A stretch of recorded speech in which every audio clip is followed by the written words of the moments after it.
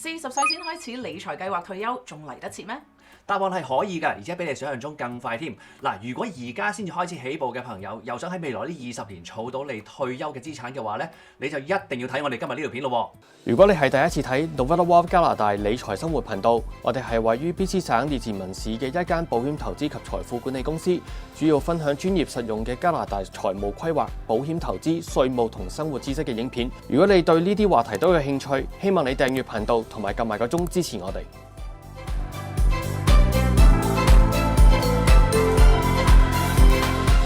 大家好，歡迎嚟到 Novella Channel， 我係 Edmond。喺我身邊呢一位嘅係 Cynthia， 咁應該大家都好耐冇見過佢咧，係咪咧？係啊，呢段時間都係忙緊湊小朋友啦，不過都好開心今日可以翻嚟嘅。咁啊，亦都有 Jason 啦 ，Jason 啱啱上次做咗我哋第一條關於 Seminar 同埋 SWP 嘅片，反應非常之好喎。Hello， 你好，我係 Jason 啊，我哋又見面啦。今日咧，我哋係會同大家講呢個 Millennials 千禧世代會面對嘅問題啦，同埋喺未來呢20年裏邊，如果今日先至開始起步儲錢退休嘅話，我哋到底做唔做得到呢？而喺3年前，我哋已經係拍咗一條片啦，講解緊我哋如果想退休嘅話，想要有優質生活啊，又或者係可以做一啲簡單嘅生活嘅話，其實要用幾多錢呢？今日咧就係有一個2025年嘅更新版啦。今日亦都會 focus 喺我哋點樣可以用唔同嘅方法去計劃退休嘅。因為咧而家喺度揾錢咧，又好似冇以前咁多啦。咁跟住之後，同埋咧一扣稅咧，扣完之後可能交完租咁，其實嗰個月咧就冇乜幾多剩㗎啦。咁同埋有時會覺得即係可能一經濟唔好啊咁樣樣，跟住你就驚公司會唔會突然間 lay off 啊？呢一個係我覺得係不安感，係令到我覺得喺呢個加拿大退休好大嘅 concern 咯。講到退休有陣時都會諗阿爸阿媽老咗啦，咁到底應唔應該叫埋佢哋過嚟住呢？但係叫佢哋過嚟，我又要即係間屋可能要大啲啊，或者佢哋嘅生活上面我又要支援啊。其實都要諗嗰個退休嗰個錢係負唔負擔到埋佢哋咯。而華人公司比較多嘅時候呢，人工唔係特別高，甚至可能係月月清。又要負擔好昂貴嘅屋租啦，咁所以退休真係唔到我諗啦而家。我諗我最 concern 都係買樓啦，同埋即係收入唔穩定咯。因為而家我哋好多都係slasher 啊，做好多份工，然之後冇 salary 咧，咁可能又冇 benefits 咁樣咯。最擔憂係因為個個月出糧都係個個月清嘅，所以冇錢放落呢啲退休帳戶度投資。因為加拿大嗰啲稅務非常之複雜啦，所以有好多投資方面嘅東西都唔係好明白咯。Millennials 嗰個年齡嘅範圍咧，就係1981年至到1996啦。如果今年嘅話咧，即係大概29歲至到44歲喎。咁頭先睇完街訪嗰啲受訪者裏面，都見到有好多挑戰嘅，例如話高樓價嘅壓力啦，有啲咧可能係仲有學生貸款啊、房屋貸款各樣嘅，仲未清到，而收入亦都唔係太穩定喎。又或者喺屋企裏面上有老下又有小朋友，咁養家咧都成一個問題嘅。又或者係有一啲人咧，就係每個月出幾多糧咧，都已經係使晒出去㗎啦，根本咧都儲唔到錢嘅。而有一啲新移民亦都係覺得喺加拿大嘅制度啊，佢哋都唔係太清楚啦，全部都唔係太熟喎。咁所以而家例如見到我哋嘅通貨亦都有膨脹啦，我哋嘅經濟又 feel like 好似唔係咁穩定嘅時候。你覺得你自己係準備好未呢？如果你覺得你哋都未開始做 planning 嘅話，其實唔緊要嘅，最緊要係今日你即刻就要開始去計劃一下啦。或者可以問下大家，你而家其實最擔心呢？我啱啱講緊嘅咁多嘅挑戰，邊個係最影響到你嘅呢？都可以喺我哋嘅留言嗰度 comment 一下嘅。根據 Statistics Canada 2024年嘅數據所講咧，喺 Millennial 呢一個 generation 咧，我哋爭嘅錢負嘅債咧係比上一代高出2成嘅喎，而且咧係大概有7成嘅人咧都話自己係儲唔到錢嘅。其實唔一定係要話儲到1000幾百萬先至叫有財務自由。千禧世代 Millennials 裏邊呢一班人呢，我覺得有一個好大嘅本錢㗎，因為咧佢哋已經開始踏入咗中年呢個期間啦。喺我哋大概40零歲到差唔多60歲左右咧，其實係一個黃金時間咧，係幫我哋自己去儲得到錢，因為我哋賺錢嘅能力咧係最強嘅。咁其實係嘅喎，我以前細個嗰陣時咧，我屋企人咧都成日叫我儲錢嘅喎。咁其實好多 Asian parents 咧都會叫我哋一齊，細個嗰陣時不如細佬儲多啲錢啦咁樣。咁但係我哋有時咧要諗下，我哋儲咗呢筆錢咧，其實係咪有做嚟一個投資係錢揾錢咁樣嘅？時間咧其實係你最好一個退休嘅工具嚟嘅喎。因為如果筆錢擺咗落去當係一個股票市場啊咁樣，其實筆錢咧其實係越滾越大嘅喎。如果我哋單靠自己一份正職咧，有時儲錢咧可能比較儲得耐或者儲得慢嘅。咁咁其實咧，如果我哋有好多時候，我哋可能會學下啲 skill set 啦，有時啲學下啲 freelance 啊，或者可能做 AI 啊、數據分析啊都有嘅。咁其實我哋喺加拿大咧，我哋都會見到好多人做 realtor 啊、做 mortgage broker 啊，甚至係做我哋呢行 financial advisor 嘅。咁其實你有咩方法可以令到你自己嘅收入放大，同埋有乜嘢可以令到你自己更加進步嘅咧？當然啦，我哋要諗就係我哋點樣可以進取啲嘅，點樣可以我哋有嘅收入啦，我哋係將多啲嘅部分可以儲起佢，而係咪淨係儲起呢？其實唔係嘅，我哋一定要有一個策略，就係點樣去投資啦，同埋將時間，我哋由今日，如果我已經40歲嘅話，其實係咪太遲呢？咁我哋嚟緊都會同你哋分享一下 Kelvin 嘅呢一個翻身之路啊！佢而家係40歲，而佢想喺65歲嘅時候呢，會有150萬嘅退休嘅資產啦。咁我哋又睇下啦，佢而家呢喺 BC 省裏面做緊一位工程師，佢稅後嘅收入呢會有6500蚊喎。咁佢嚟到揾我哋嘅時候呢，就係話佢而家儲起咗喺 TFSA 啊、RSP 咧都大概有3萬蚊嘅。咁喺25年後可以儲到150萬嘅機會大唔大呢？咁我哋又分析一下啦。如果我哋計翻 inflation 啊，嚟緊喺25年後嘅話，當我哋每一年都有3%嘅 inflation 嘅話呢，其實到25年後佢係需要314萬嘅喎。咁喺佢而家呢一個情況底下，其實做唔做得到呢？當我哋將佢嘅收入啦，可以攞30%去投資嘅話，即係話1950蚊。咁佢而家現有嘅資本咧就係有3萬蚊啦，擺咗喺 RSP 同埋 TFSA 裏面嘅。咁我哋可以當投資咗之後，擺入去一個 S&P 500嘅一個投資啦。如果喺過去嗰30年，我哋個 average 都有10.5% 嘅話，咁其實喺25年之後咧，佢係已經有322萬喺裡面嘅咯喎。咁即係話佢真係可以做到我哋而家想幫佢儲到嘅錢啦。嗱，以上都係一個保守嘅假設啦，即係話 Kelvin 喺嚟緊嗰25年咧都係儲咁多錢嘅啫。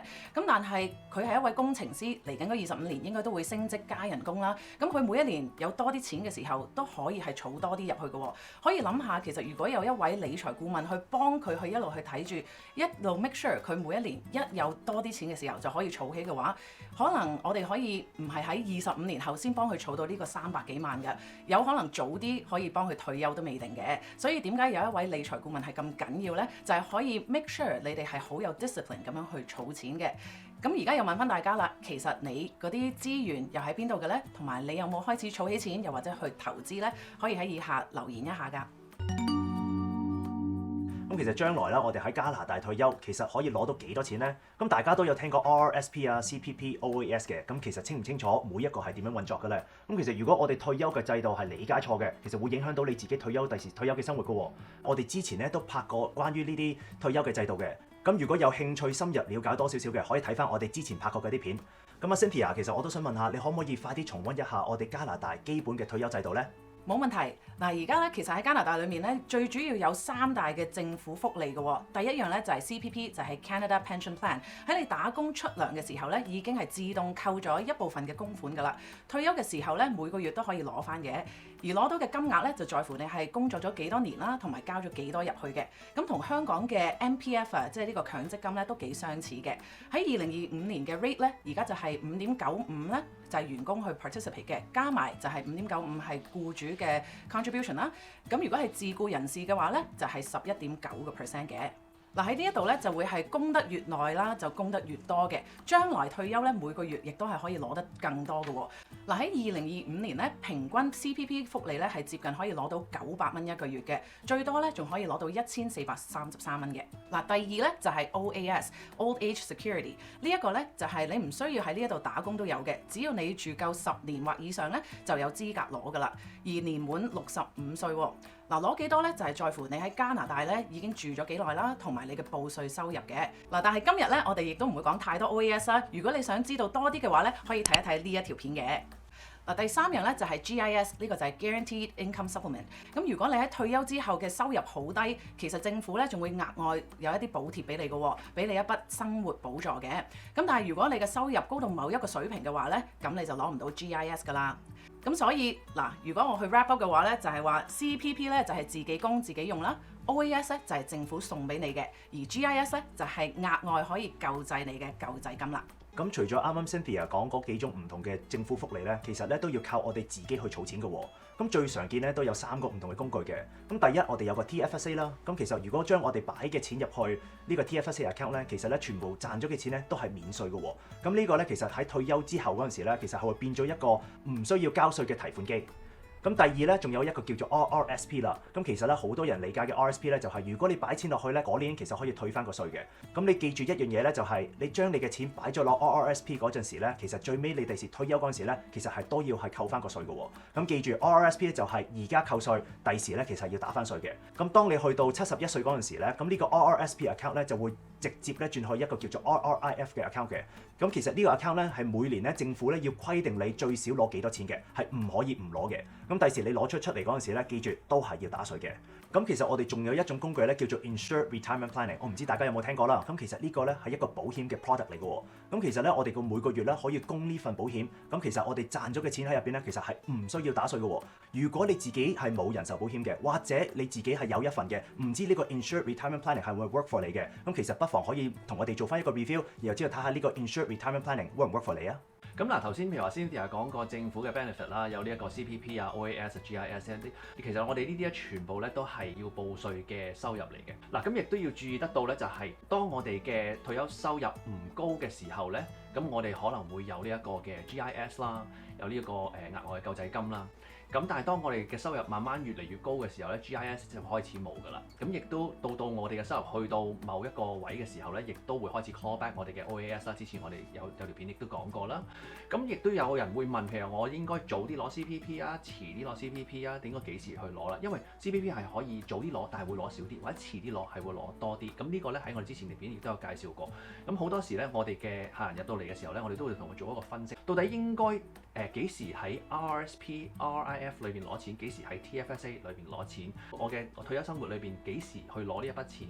攞幾多？同埋咧可以攞到幾耐嘅？喺部分我哋嘅策劃嘅時候咧，都會顧及得到關於稅務呢一個嘅問題嘅喎。如果唔係嘅話咧，喺我哋退休嘅時候咧，辛辛苦苦儲咗嘅錢咧，就冇好好咁樣去運用啦。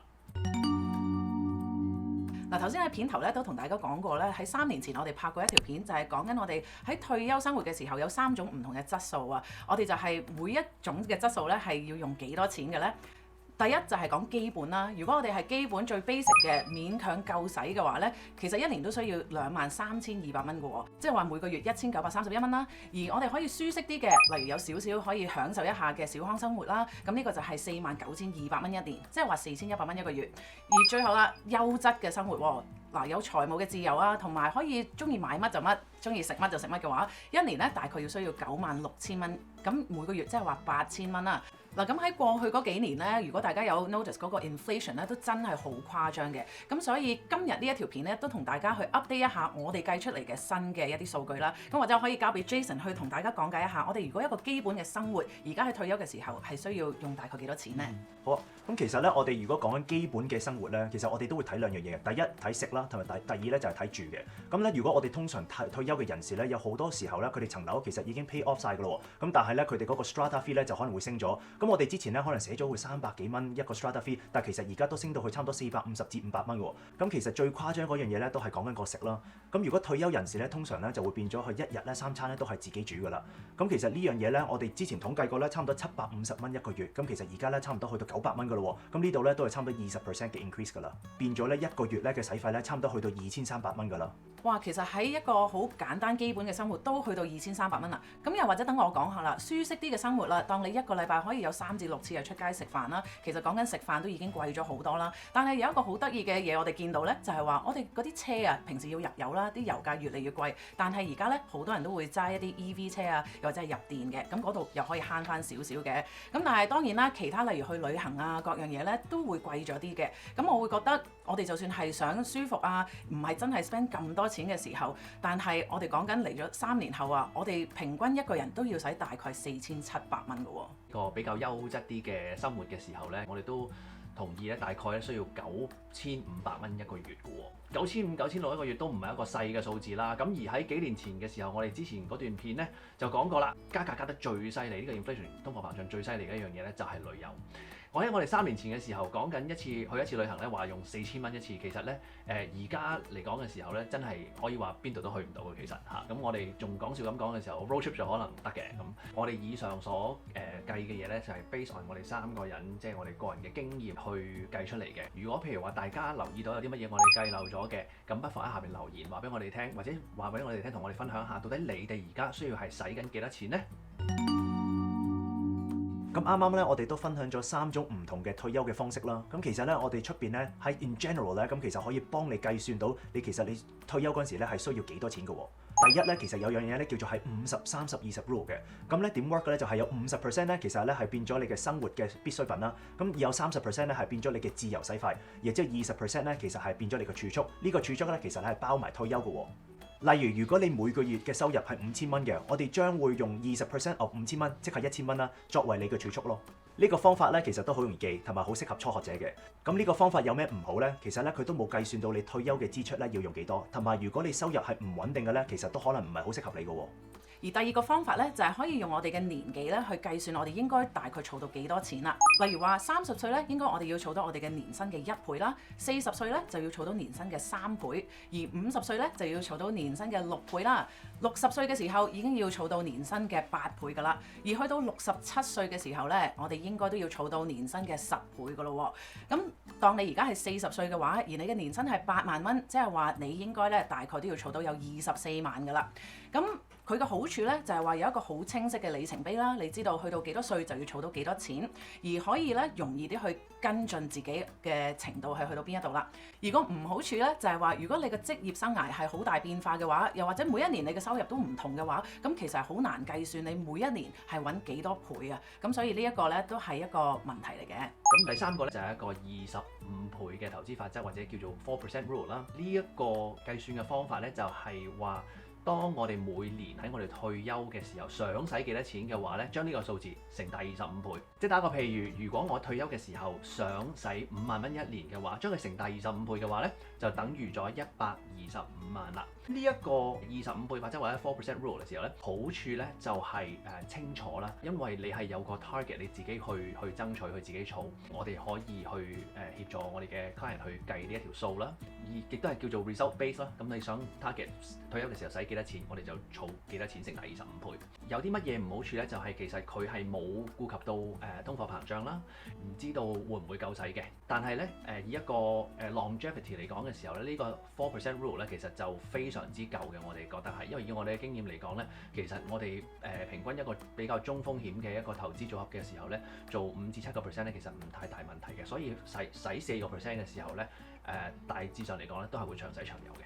其實咧有啲嘢咧都仲可能係冇擺到落去做一個預算嘅喎。嗱，譬如話一啲意想不到嘅一個醫療支出啦，一啲額外嘅使費啦。嗱，譬如話好多時有啲人退休之前佢都會想將間屋裝修下、翻新下。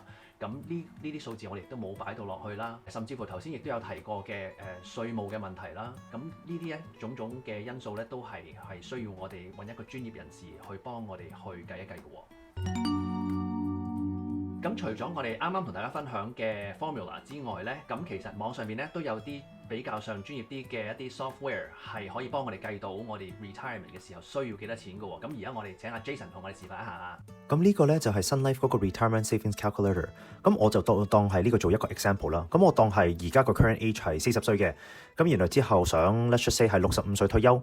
咁如果我當係自己揾緊一個 income 係每年10萬蚊嘅，咁其實佢都會問，如果你退休嗰陣時其實想每年使幾多錢啊？咁我當係之前阿 Cynthia show 過嗰個，如果係想退休嗰陣時係舒適嘅咧，咁我就當係每年嗰度係使5萬6嘅。咁佢哋就會問，其實而家RRSP 入邊有幾多錢啊？我當係5萬蚊啦。咁然之後 TFSA 我當係都有5萬蚊，但係我做翻 TFSA 呢度有一個500蚊嘅 monthly contribution。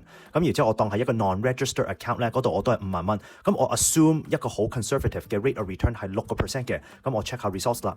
咁咧，其實佢呢度咧就係話，當我啱啱俾嗰啲 information 咧，佢最尾咧，我其實咧係唔達標嘅。咁其實咧去到應該我儲錢儲到68歲，咁我先其實可以退休咯。咁如果我 let's say 我哋翻去之前嗰個嘅 example，咁我當係其實呢個500蚊，我當係其實我每個月可以擺多500蚊嘅，係 total 擺咗1000蚊嘅。咁我哋就睇翻嗰個 results 啦。咁最尾佢就話係啊，其實你如果instead 擺500蚊，但係你擺1000蚊嘅咧，其實你去到64歲咧，其實就可以退休噶啦。咁除咗我啱啱示範咗 Sun Life 嗰個 retirement calculator 咧，政府其實都有一個 official 嘅 retirement income 嘅 calculator，個 link 咧喺個 description 度。嗱，用呢一種方法咧嘅好處就係可以自己嚟計算啦，亦都係方便快捷嘅，可以調整唔同嘅假設啊，又或者係擺唔同嘅通脹率啊，又或者係回報率嘅，而可以睇落啊，亦都係好容易簡單、容易明白。但係個唔好處咧就係話嗰個預算啊，未必係可以以適合每一位人士嘅。太依賴呢一啲假設咧，亦都係忽略咗每一個人嘅獨特嘅情況啦，亦都係冇人可以幫你去了解你全個 planning 嘅結果嘅。咁我哋咧係需要去揾一啲專業嘅理財顧問咧，去幫我哋做一個個人化嘅策劃啦。